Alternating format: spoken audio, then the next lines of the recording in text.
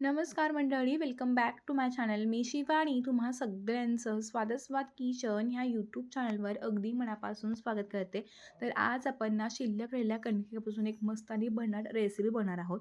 बऱ्याचदा आपण मुलांच्या डब्यासाठी वगैरे कणिक मळतो, पण त्यातली थोडीशी कणिक शिल्लक राहते. अशावेळी त्या कणकेचं काय बनवायचं? तर आज आपण मुलं किंवा मोठ्यांसाठी एक मस्त आणि भन्नाट रेसिपी बनवतोय. चला तर मग रेसिपीला लगेचच आपण सुरुवात करूयात. त्यासाठी सुरुवातीला इथं बघा मी 1 वाटी इतकं हे बेसन पीठ घेतलं होतं. तुम्ही कोणत्याही वाटीनं किंवा कपानं हे प्रमाण घेऊ शकता. यामध्ये आता आपण बारीक चिरून घेतला एक मीडियम साईजचा कांदा घातला, बारीक चिरून घेतलेली हिरवी मिरची, कढीपत्त्याची काही पानं, बारीक चिरून घेतलेली कोथिंबीर, थोडासा ओवा घातला, पाव चमचा हळदपूड, थोडंसं लाल तिखट, थोडासा गरम मसाला घातला, चवीनुसार मीठ घालूयात, थोडीशी कसुरी मेथी हातावरती क्रश करून घातली. आता हे सगळे जिन्नस बघा चांगले मिक्स करून घ्यायचे. आपण जे काही मसाले वगैरे घातले ते ऑप्शनल आहे. तुमच्याकडे जर एखादा मसाला नसेल तर तुम्ही स्किप केला तरी पण चालू शकेल. आता संपूर्ण बघा सुरुवातीला 1 ते 2 मिनिटं आपण हे सगळे मसाले चांगले असे मिक्स करून घेतले. आता मसाले बघा चांगले असे मिक्स झालेत तर आपण थोडंसं पाणी घालून याची एक दाटसर अशी पेस्ट बनवून घेणार आहोत. पण एक गोष्ट लक्षात ठेवा ती म्हणजे जेव्हा पाणी घालतो ना तेव्हा खूप जास्त पाणी घालू नका. कारण जर जास्त पाणी घातलं गेलं तर आपलं हे मिश्रण पातळ होण्याची शक्यता असते आणि जर पातळ झालं तर रेसिपी म्हणावीशी छान होत नाही. त्यामुळे ही गोष्ट नेहमी लक्षात ठेवा.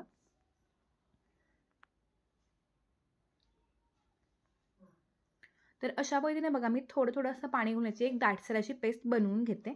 मी ह्यामध्ये फक्त कांदा वापरला. तुम्ही हवं तर याच्यामध्ये किसून घेतलेला गाजर किंवा कोणत्याही प्रकारची सिमला मिरची, कोबी वगैरे पण वापरू शकता. पण आत्ता सध्या माझ्याकडे फक्त कांदाच अवेलेबल होता म्हणून फक्त कांदा वापरलेला आहे. तर आणखीन थोडंसं पाणी घालूयात कारण हे मिश्रण मला थोडं घट्ट वाटतंय. तुम्ही जर चॅनलवरती नवीन असाल आणि अजूनही चॅनलला सबस्क्राईब केलं नसेल तर प्लीज चॅनलला सबस्क्राईब करून त्यापुढील बेल बटनला क्लिक करायला पण विसरू नका, जेणेकरून माझे असे छान व्हिडिओज आले त्याचे नोटिफिकेशन तुम्हाला लगेचच तुमच्यामध्ये बघायला मिळतील. तर आता बघा मी थोडं पाणी घेऊन हे छानपैकी असं बॅटर जे आहे ते बनवून घेतलेलं आहे. खूप जास्त घट्टही नाही आहे आणि खूप जास्त पातळही नाही आहे.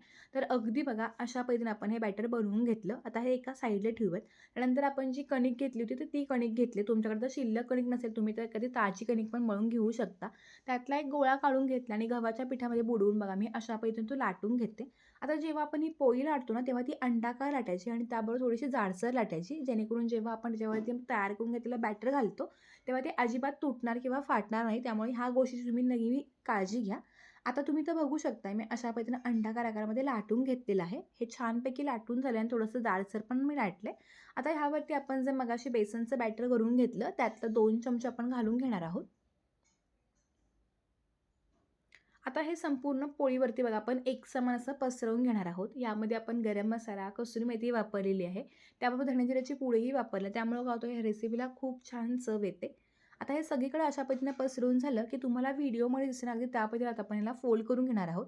सुरुवातीला बघा थोडीशी कणिक आपण शिल्लक ठेवतो. ती कणिक अशा पद्धतीनं गुंडाळून घेतली. त्यानंतर त्याचे जे दोन्हीकडचे जे काठ असतात, ते पण आपण चांगले अशा पद्धतीने आतमध्ये फोल्ड केले. जेणेकरून जे काही बॅटर आपण बेसनचं लावलंय, ते अजिबात बाहेर येऊ नये. तर अशा पद्धतीने बघा मी चांगला असा हा रोल बनवून घेतला.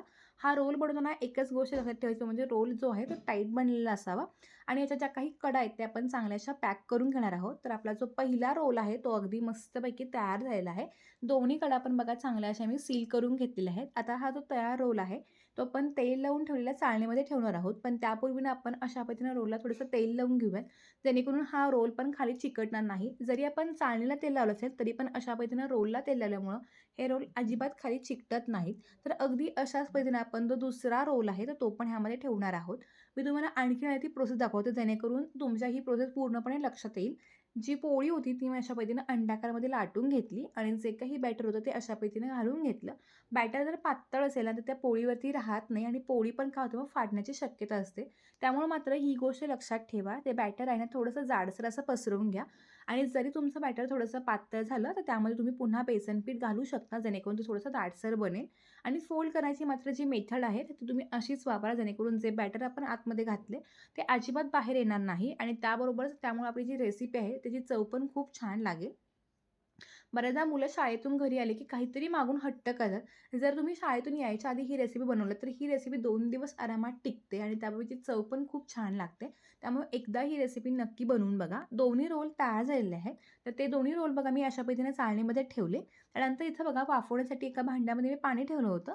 पाणी चांगलं गरम झालंय. ह्यावरती आता ही चाळण ठेवूयात आणि गॅस मध्यम करून झाकण ठेवून आता आपण 10 मिनिटं हे सगळं चांगलं वाफवून घेणार आहोत. 10 मिनिटामध्ये ना हे रोल चांगले वाफले जातात. आता 10 मिनिटं पण झाले होती. गॅस बंद करून घेतला मी आणि हे रोल जे ते काढून घेतले आणि ते थंड करून घेतले. तुम्ही बघू शकता जेव्हा रोल आपण 10 मिनिटांनंतर चेक करतो, तेव्हा वरची जी बाजू ती अगदी कोरडी असते. तुम्ही सुरीनं किंवा एखाद्या टूथपिकनं पण ते चेक करून घेऊ शकता. रोल मस्तपैकी वाफले गेलेले आहेत आणि थंड झाल्यानंतर आता आपण हे सुरीनं कट करून घेणार आहोत. तर आपण जसं रोल करतो ना, त्यामध्ये बऱ्याच प्रकारचे लेयर्स पडतात आणि त्यामुळं खाताना खूप छान मजा येते. मी बऱ्याच जण मुलं शाळेतून घरी आली, की अशा पद्धतीचे हा नाश्ता किंवा हा स्नॅक करून देते. मुलं ना अगदी आनंदाने आणि एन्जॉय करत ही रेसिपी खातात कारण इतकी भन्नाट आणि इतकी टेस्टी लागतेच ती. बऱ्याचदा ना आपण मॅगी वगैरे करण्यापेक्षा असा मस्तपैकी घरातल्या घरात आणि घरातल्या साहित्यामध्ये बनवली आणि हेल्दी रेसिपी जर आपण मुलांना बनवून देऊ ना, तर मुलं पण अगदी आनंदाने एन्जॉय करत ही रेसिपी खातील याची मी तुम्हाला 100% खात्री देते.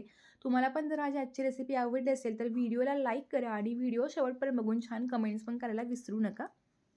बघू शकता भरपूर छान अशा लेयर्स पडलेले आहेत आणि छोट्याशा किंवा थोड्याशा कणकेमध्ये हा भरपूर सारा स्नॅक पण तयार होतो.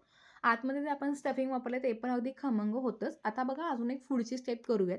त्यासाठी इथं बघा एका कढईमध्ये मी तेल गरम करायला ठेवलं होतं. तेल चांगलं गरम झालं, की गॅस बघा मीडियम ते मोठाच ठेवायचा आणि त्यामध्ये आता आपण हे जे रोल करून घेतले होते, हे छानपैकी क्रिस्पी होईपर्यंत तळून घेणार आहोत.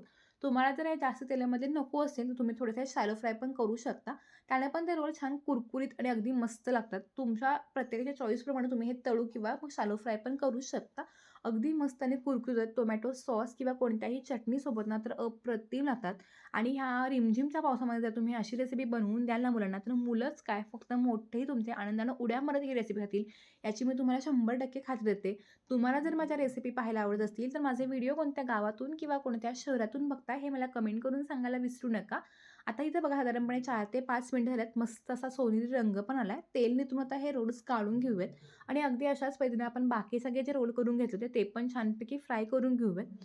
पावसाळ्यात ना अशी गरमागरम रेसिपी मुलांना बनवून दिली ना, ती पण कुरकुरीत आणि खुसखुशीत असेल, तर सगळे खुश होतात. मी बऱ्याचदा काय करते, अशी बऱ्याचदा कणिक वगैरे राहिली, की अशी रेसिपी करून ठेवते. 2 दिवस आरामात आपण एन्जॉय करू शकतो. इतकी मस्त आहे. प्रवासाला, मुलांना शाळेतून घरी आल्यानंतर किंवा आदल्या-मधल्या वेळेत खायला स्नॅक हा अप्रतिम आहे. खूप मस्त लागतो आणि टोमॅटो केचप होता मुलांना अगदी मस्त एन्जॉय करतात. त्यामुळे तुम्ही एकदा नक्की ही रेसिपी मुलांना बनवून द्या. चला तर मग भेटत असेल एका नवीन आणि इंटरेस्टिंग व्हिडिओसोबत. तोपर्यंत मस्त राहा, खात राहा आणि स्वतःची काळजी घेत राहा. धन्यवाद. Bye bye.